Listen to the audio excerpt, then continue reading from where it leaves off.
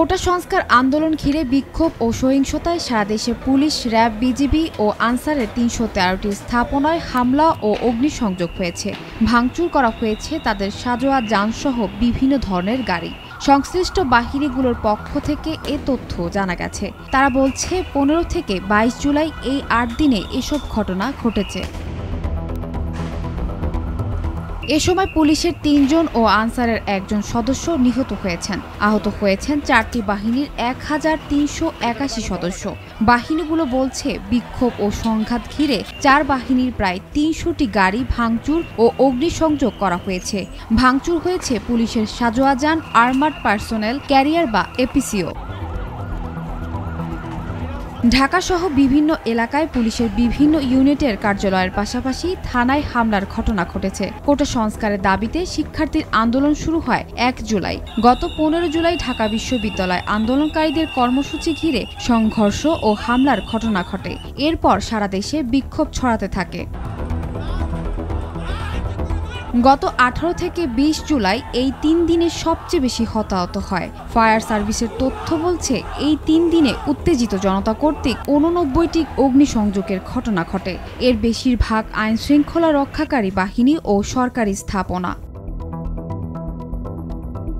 এ বিষয়ে সরকারি পুলিশ মহাপরিদর্শক এনামুল হক সাগর বলেন, যখন আইনশৃঙ্খলা পরিস্থিতির অবনতি হয় তখন সবার আগে পুলিশকে লক্ষ্যবস্তু করা হয়। এবারও তাই হয়েছে। এক্ষেত্রে থানাসহ পুলিশের বিভিন্ন কার্যালয়ে তাদের হামলার লক্ষ্য ছিল। কোটা সংস্কার আন্দোলন ঘিরে সংঘর্ষ সংঘাত চলাকালে সারা দেশে পুলিশের ২৩৫ স্থাপনায় অগ্নিসংযোগ ও ভাঙচুর করা হয়। এসব স্থাপনার মধ্যে আছে থানা, বিভিন্ন ইউনিটের কার্যালয়, ফাঁড়ি, ক্যাম্প ও পুলিশের বক্স। ২৩৬টি যানবাহন ভাঙচুর ও অগ্নিসংযোগ করা হয়েছে।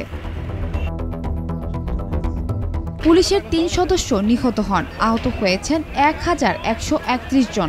এর মধ্যে হাসপাতালের নিবিড় পরিচর্যা কেন্দ্রে আছেন ৪ জন। সারা দেশের মধ্যে রাজধানীতে সহিংসতায় ৬৯টি পুলিশ বক্স সহ ৮০টি স্থাপনা ও কার্যালয়ে ভাঙচুর করে আগুন দেওয়া হয়েছে বলে জানিয়েছেন ডিএমপি। সংঘাতে ডিএমপির যে পরিমাণ স্থাপনা, যানবাহন ও যন্ত্রপাতি ধ্বংস হয়েছে তার আর্থিক মূল্য ৬১ কোটি টাকা। এছাড়া র্যাব সংঘর্ষ চলাকালে ৫টি থানায় হামলার খবর পেয়েছে।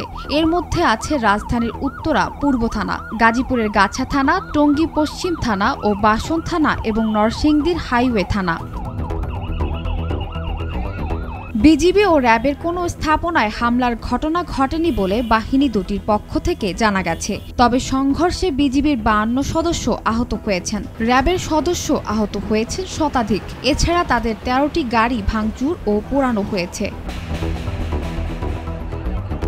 আনসার ও গ্রাম প্রতিরক্ষা বাহিনীর তথ্য অনুযায়ী সহিংসতায় মতিঝিল থানায় সংযুক্ত ১ জন আনসার সদস্য নিহত হয়েছেন।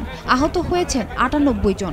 ৭৮টির স্থাপনায় হামলা, ভাঙচুর ও অগ্নিসংযোগ হয়েছে। এর মধ্যে কেপিআইভুক্ত বিভিন্ন সরকারি স্থাপনা ও গুরুত্বপূর্ণ স্থানে থাকা বাহিনীটির ৭৪টি গার্ডে হামলা ও ভাঙচুর হয়েছে। এর মধ্যে ঢাকা রয়েছে ৩০টি। সানজানা তাবাসসুম, ভোরের কাগজ।